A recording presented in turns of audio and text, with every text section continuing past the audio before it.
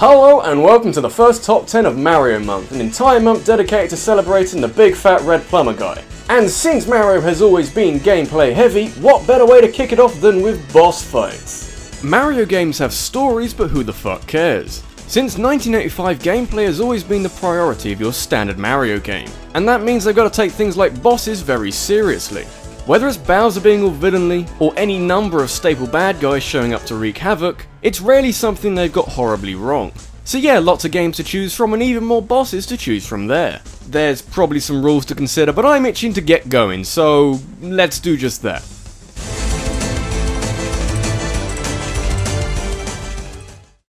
I said a while ago while talking about something completely unrelated to Mario that you've got to do something special to make an RPG boss fight stand out. Which is exactly what Luigis managed in Paper Mario Thousand Year Door.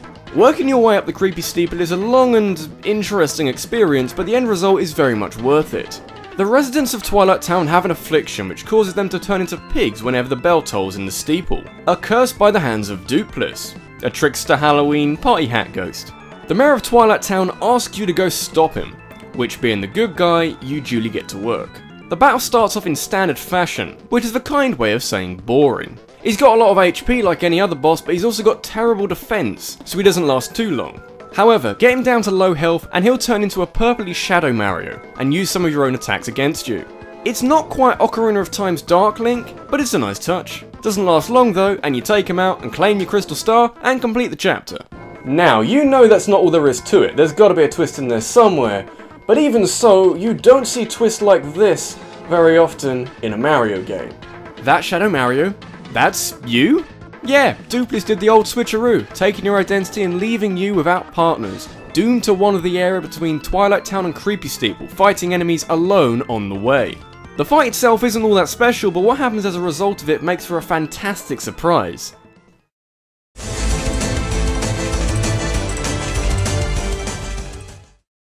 Contrary to popular belief, bosses that come out of nowhere at the end of a game aren't always bad. Hell, if what was the final boss is a bit of a letdown, it can actually be a great idea.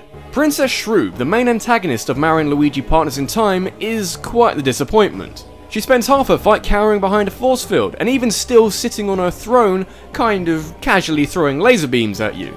But you beat her anyway and retrieve the Cobalt Star, which is important because plot device. However, Baby Bowser shows up and fully completes the Cobalt Star. Not sure I can really do justice how much of a bad idea that is. What was never mentioned is that the Cobalt Star actually houses another Shroob, and completing the Cobalt Star actually releases the Shroob, which is a very bad idea. Now this is the final battle. Gone is the puny Princess Shroob, to be replaced by her older, beefier and all-round scarier sister. Unlike that last battle, elder Princess Shroob doesn't sit around behind a shield, she gets shit done, growing even bigger and scarier than before. It's a long old battle where she's capable of doing an awful lot of damage to you without much effort. It's a proper test of your abilities to time button presses to do more damage or counter attacks. Unlike that other battle which we don't talk about anymore. I mean, there's another battle after this, but we really don't talk about that one.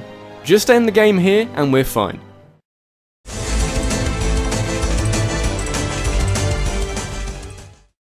Super Mario Galaxy brought a whole load of new ideas to the Mario universe, chief amongst which was the variable gravity around a planet. It also meant that there are a lot of very small planets in Mario Galaxy, often with very specific uses, which makes the Mega Leg fight ever so slightly more hilarious. It's just the image of Bowser Jr.'s giant mech clinging to this tiny planet that makes me laugh, but the boss fight behind it is pretty sweet too.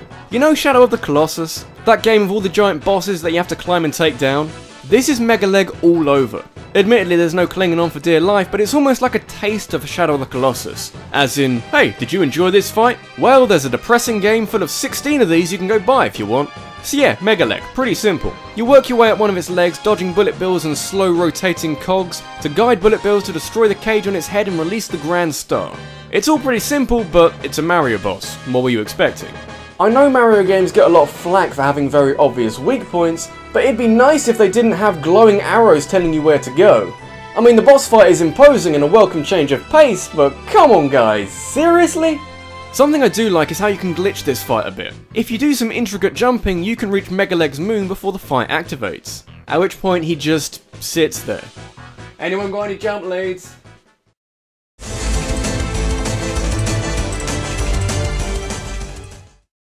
Hey guys, you can't have any Luigi's Mansion games on a list about Mario bosses. They're Luigi games. No. Just no. Stop it. Luigi's Mansion games are still part of the Mario franchise. Don't make me bring out Wikipedia again. Which thankfully means I can put the spoilers, dramatic spoilers for Luigi's Mansion Dark Moon that I'm taking a long time saying, so you can wake up and skip ahead in the video if you don't want it spoiled for you. tough possessor from Luigi's Mansion Dark Moon on here. For those who haven't played Dark Moon and ignored the drawn out spoiler warning, the possessors make up the main bosses in the game, where they, guess what, possess a variety of objects to make your life that little more awkward. The tough possessor, or nightmare I guess, takes things a step further, because throughout the whole game you've been fighting nothing but ghosts, maybe that one spider boss at the start. Giant suits of armour are not part of the job description. It has a strange double effect this fight. It's by far the most imposing thing you've faced in the game up to this point, and it will trigger at least a little bit of panic. But there's also Luigi. He's a bit of a reluctant hero, and given the choice probably wouldn't be anywhere near most of these mansions. So, you're overwhelmed, and he's a bit scared. An all-round good day, methinks. Oh, and you beat him by sucking up the carpet he steps on so he falls over so you can suck up the ghost. This is important, but it's not all that interesting, so let's move on.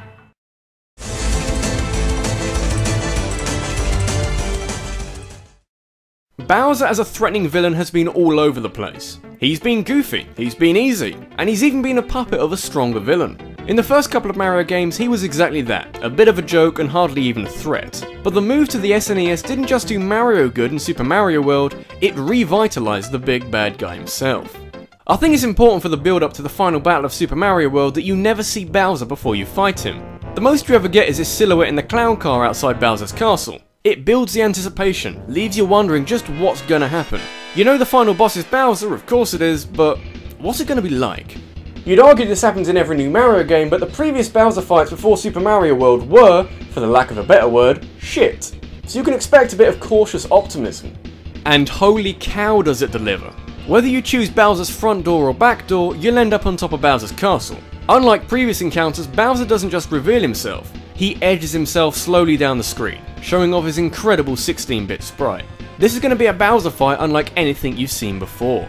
The battle itself is a classic bad guy gives good guy tools to defeat him trick, but it remains a pure bit of theatre all the same. With each form, Bowser gets a bit more angry and or desperate and throws giant balls and then himself at you.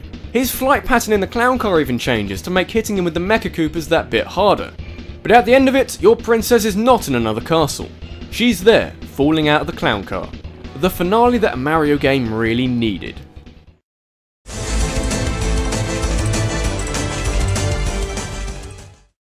As opposed to Super Mario 3D World, which gave us the finale we didn't even know we wanted. With all of Mario's power-ups being freely available to anyone who punches a brick block, you wonder why Bowser doesn't use them more often. Some of the fights in Super Mario 3D Land see Bowser use the Tanuki suit to gain an advantage, but that's got nothing on the final battle of Super Mario 3D World. Long story short, Bowser shows up at the end of World Castle, or World 7, and steals all the Sprixie princesses you've rescued during the game, and runs off to World Bowser, the Mario equivalent of Eggman's amusement park in Sonic Colors. Fight your way through the final level, which is only really there to build up this massive tower, and Bowser shows up. And then...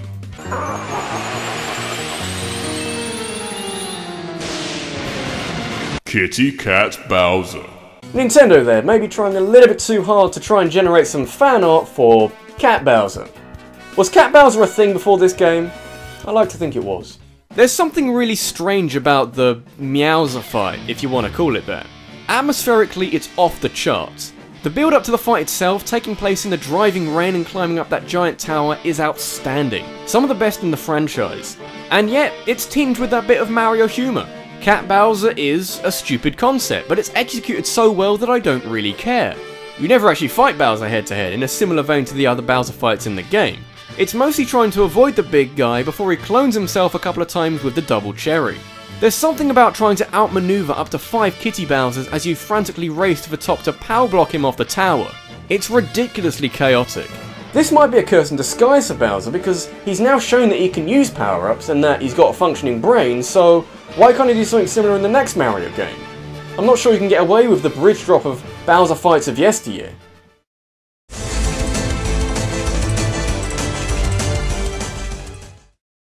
Giving a Mario game an extra dimension meant that Super Mario 64 could do all manner of new things with boss fights. Granted, most of the fights are pretty substandard, and were probably only there to test the waters for a 3D Mario boss fight, but it did pave the way for the main antagonist. Yep, time to go visit Bowser again. The first couple of Bowser fights in this game were build-up, that word again. They weren't particularly difficult, but they sure were impressive, improving each time and filling you with anticipation. So, roll on the final level then.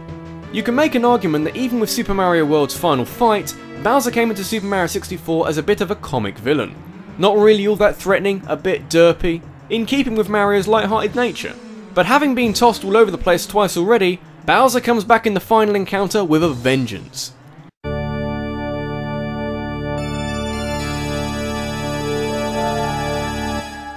That organ, man! That organ! Bowser ain't fucking around with you no more. He's gonna roast your butt or die trying. Gone is the notion of Bowser being a funny bad guy. This is his last stand. It's pretty similar to the previous fights except for a couple new attacks, throwing his fire all over the place and creating shockwaves when he jumps. Not to mention that it now takes 3 throws into the mines to take him down, with the stage getting smaller after the second hit. It's Bowser putting up a hell of a fight, setting a standard for all 3D Mario games to try and beat. Good luck with that, Super Mario Sunshine. Yay.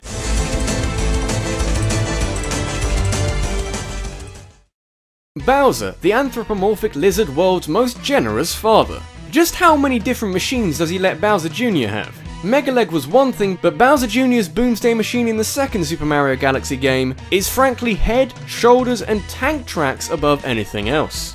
This thing is massive. Maybe not as big as Mega Leg, but when you consider how you fight the Boomsday machine, this is a hell of a challenge to overcome. This time there's no giant glowing arrows telling you where to go. You can't just walk up to it and break it. Instead, you're given the Cloud Flower to try and get some elevation so you can scale it and break into Bowser Jr.'s little cockpit. If it were only that simple. With a name like Boomsday Machine, it's hardly going to go quietly. Decked out with fireball cannons, wind cannons for destroying the clouds you make, and a giant multi-directional firebar, this battle very quickly becomes an exercise in timing your ascent so you can avoid the incessant fire, approaching the glass roof and ground pounding it. But then things get crazy. More boss fights should have a final form that involve tank tracks. Meta Ridley from Metroid Prime, tank tracks. Kefka from Final Fantasy VI, tank tracks. Cloud and Candy from Yoshi's Story, tank tracks. You see where I'm going here? Apart from obviously making the Boomsday machine a little taller, the tank tracks change the fight completely. Suddenly this tower of weapons is mobile and coming straight for you, forcing you to adapt and basically get on with it. Gotta get up in the sky as quickly as possible.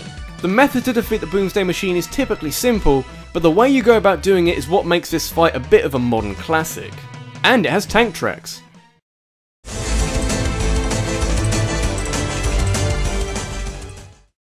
Yoshi's Island is full to the brim with rather underwhelming boss fights. Most of them are either giant versions of normal enemies that change very little when made bigger, or half-decent concepts let down by being embarrassingly easy to defeat. Look, even the final boss is kinda pathetic. You'd think they'd eventually bring some sort of challenge to the play. Oh, what the fuck is that? Oh man, how did this happen? You can't go from 0 to 60 just like that. This is the biggest bit of shock value you could have possibly put in this game. Baby Bowser isn't just back, he's absolutely massive and running straight for you. The whole perspective changes, both in terms of the challenge put in front of you, and more literally, with the game forcing you to shoot eggs into the screen at this colossal baby lizard. Seriously, the guy's now called Giant Baby Bowser, which I'm fairly certain is an oxymoron.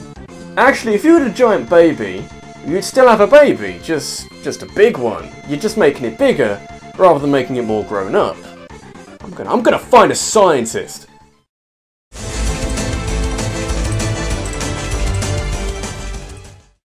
You might notice a bit of a theme going on here. When Mario boss fights get good, it's usually down to a sense of being overwhelmed. Mario games rarely venture outside of your comfort zone, but even so, the way to overcome the boss isn't much of a stretch. Bowser, with the exception of Super Mario World, has had a whole load of disappointing 2D outings, where you just show up and he just kinda dies. Which works fine when you're restricted to 8-bit technology, but times have moved on. I reckon we can do better. Yeah. That might do it. Where the hell did this come from? It's got a very similar effect as Giant Baby Bowser, except this is the main course. The big kahuna himself, Bowser. You defeat him in almost the exact same way you've been doing before in 2D Mario history, but what a curveball this is. Giant Bowser is out for blood, leaving you an escape route consisting of treacherous platforms and walls that can only be surpassed by letting Bowser hit them with his Flame Blast projectile. Again, you don't really do a lot of fighting with this guy, but I reckon it's best if you don't. The giant Bowser fight from New Super Mario Bros. Wii started this mini saga of these platform-based final boss battles, and is still the best. It evokes a little bit of fear that Bowser is suddenly infinitely more threatening than before. Size counts after all. It proves to the world that Bowser can still be a proper villain when he wants to, even if you got a little bit of help. In a scenario where Bowser is incredibly imposing and you defeat him by being a platforming daredevil, I look forward to the day when something beats it. This has been RabbidLuigi, and while you might discount boss fights where you don't do a lot of fighting, I can look past that.